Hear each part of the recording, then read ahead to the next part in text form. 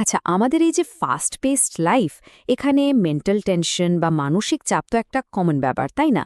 কিন্তু কি হয় যদি এই চাপ থেকে পুরোপুরি মুক্তি পাওয়া যায়, যদি ভেতর থেকে একটা আসল শান্তি খুঁজে নেওয়া যায়? চলুন, আজ আমরা ঠিক সেই রাস্তাটাই খুঁজে বের করব। আর এই জার্নিতে আমাদের গাইড হিসেবে থাকছে পণ্ডিত শ্রীরাম শর্মা আচার্যজির লেখা একটা অসাধারণ হিন্দি বই, be safe from mental tension. আমরা এই বইটার যে গভীর জ্ঞান, সেটাকেই সহজ করে ধাপে ধাপে বোঝার চেষ্টা করব। তো কি থাকছে আমাদের এই আলোচনায়? প্রথমে আমরা দেখব আধুনিক জীবনের সংকটটা ঠিক কোথায়। তারপর জানব এই মানসিক চাপের প্রভাব কতটা মারাত্মক হতে পারে। এরপরে আমরা চিনব আমাদের ভেতরের আসল শত্রুদের, আর শিখব মন আর শরীরকে কিভাবে শৃঙ্খলায় আনা যায়। আর সেখান থেকেই খুঁজে নেব একটা আনন্দময় জীবনের চাবিকাঠি। আর সবশেষে জীবনের আসল সারমর্মটা কি, সেটাও বোঝার চেষ্টা করব। ব্যাপারটা বেশ অদ্ভুত, তাই না? একদিকে দেখুন সায়েন্স, টেকনোলজি সব কিছুতে আমরা কত এগিয়ে গেছি, আবার অন্যদিকে আমাদের জীবনে টেনশন শুধু বেড়েই চলেছে। একবার ভেবে দেখেছেন, এত সুযোগ সুবিধা থাকা সত্ত্বেও আমাদের আগের প্রজন্মের মানুষেরা আমাদের চেয়ে বেশি শান্তিতে ছিল কেন? এই প্রশ্নটা দিয়েই চলুন শুরু করা যাক। একদিকে ভাবুন তো সেই সময়টার কথা, যখন জীবনটা ছিল প্রকৃতির অনেক কাছাকাছি, অনেক সহজ, চিন্তামুক্ত। আর এখনকার আধুনিক মানুষ, আমরা যেন লোভ আর গতির পেছনে ছুটতে গিয়ে প্রতিনিয়ত নতুন নতুন সব অসুখের শিকার হচ্ছি, যার কোনো ব্যাখ্যাই পাওয়াই যায় না অনেক সময়। মনে হচ্ছে না এই এগিয়ে যাওয়ার দৌড়ে আমরা শান্তিটাকে পেছনে ফেলে এসেছি? এই যে আধুনিক জীবনের সংকট, এটা কিন্তু শুধু আমাদের লাইফস্টাইলকেই বদলে দেয়নি। এটা আমাদের শরীর আর মনের ওপরও একটা গভীর, অদৃশ্য আঘাত হেনে চলেছে। এই মানসিক চাপটা অনেকটা সাইলেন্ট কিলারের মতো, যা আমাদের জীবনী শক্তিকে ভেতর থেকে একটু একটু করে শেষ করে দেয়। আজকের দিনের ডাক্তার আর সাইকোলজিস্টরা একটা অবাক করার মতো সত্যি সামনে এনেছেন। জানেন কি, আমাদের প্রায় ৫০%-ও বেশি শারীরিক অসুস্থতার আসল কারণ হল এই মানসিক চাপ।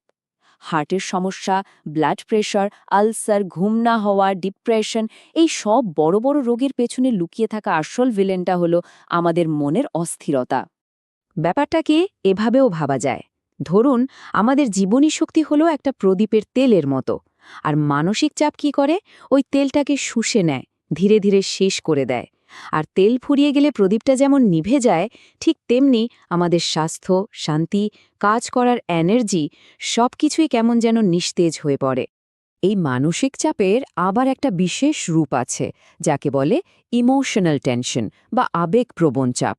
আচ্ছা, কখনো এমন হয়েছে যে কোনো কারণ ছাড়াই পা কাঁপছে, বা ধরুন পরীক্ষার রেজাল্টের কথা ভাবতেই হার্টবিট বেড়ে গেল? এটাই হলো সেই আবেগপ্রবণ চাপ, যেখানে আমাদের মন গড়া ভয় বা দুশ্চিন্তাগুলোই আমাদের শরীরকে অস্থির করে তোলে।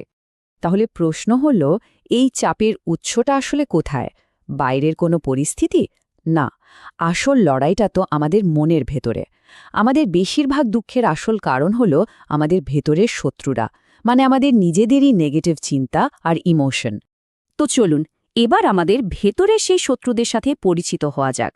কাম, ক্রোধ, লোভ, মোহ, অহংকার, ঈর্ষা, ভয় আর দুশ্চিন্তা, এগুলোই হলো সেই মানসিক বিষ, যা আমাদের ভেতরটাকে দূষিত করে, আমাদের মনুষ্যত্বকে নষ্ট করে আর সময়ের আগেই আমাদের বুড়িয়ে দেয়। যেমন ধরুন ক্রোধ বা রাগের কথা। এর জন্ম হয় আমাদের ইগো বা অহংকার থেকে, কিন্তু এর প্রভাবটা যে কতটা মারাত্মক সেটা কি আমরা জানি? একটা হিসাবে দেখা গেছে, মাত্র ১৫ দিনের রাগে আমাদের যে পরিমাণ এনার্জি নষ্ট হয়, সেই এনার্জি দিয়ে প্রতিদিন ৭.৫ ঘন্টা করে একটানা কাজ করা যেত। ভাবা যায় কি বিপুল অপচয়? ঈর্ষা বা জেলেসি হল আরেকটা ভয়ঙ্কর শত্রু। এটা আমাদের মনে সন্দেহের বীজ বুনে দেয়, আমাদের ঠিকভাবে চিন্তা করার ক্ষমতাকে এতটাই দুর্বল করে দেয় যে আমরা শুধু নিজেদের ধ্বংস করার মতো চিন্তাগুলো নিয়েই পড়ে থাকি। আর এর ফল শুধুই বিরক্তি আর শারীরিক অসুস্থতা। তাহলে উপায় কি? এই ভেতরের শত্রুদের হারাবো কিভাবে? উত্তরটা খুব সহজ, শৃঙ্খলা বা ডিসিপ্লিন। আর সুস্থ হওয়ার রাস্তাটা শুরু হয় আমাদের মন আর শরীর দুটোকেই নিয়ন্ত্রণে আনার মাধ্যমে। কারণ এই দুটো একে অপরের সাথে এমনভাবে জড়িত যে একটাকে ছাড়া অন্যটা সুস্থ থাকতেই পারে না। একটা খুব পুরনো আর সত্যি কথা আছে না, একটি সুস্থ দেহে একটি সুস্থ মন বাস করে। এই একটা কথাই বুঝিয়ে দেয় যে মানসিক আর আধ্যাত্মিক শান্তির জন্য শরীরকে সুস্থ রাখাটা কতটা জরুরি। আসলে পুরো খেলাটাই হলো মানসিক শক্তির। একটা দুর্বল মন কি করে? সমস্যার কথা ভাবতেই ভয় পেয়ে যায়, ভেঙে পড়ে, যে কোনো চ্যালেঞ্জকেই বিরাট বিপদ বলে মনে করে।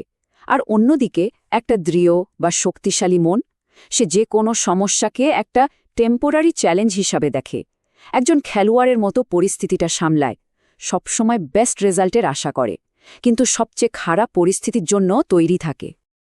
আর এই মানসিক শক্তি অর্জনের জন্য কিছু পরীক্ষিত উপায়ও আছে, যেমন যোগব্যায়াম। ধ্যান মানসিক চাপকে কন্ট্রোল করতে দারুণভাবে সাহায্য করে। ঠিক তেমনি শবাসন বা শবাসন আমাদের শারীরিক টেনশন কমাতে পারে।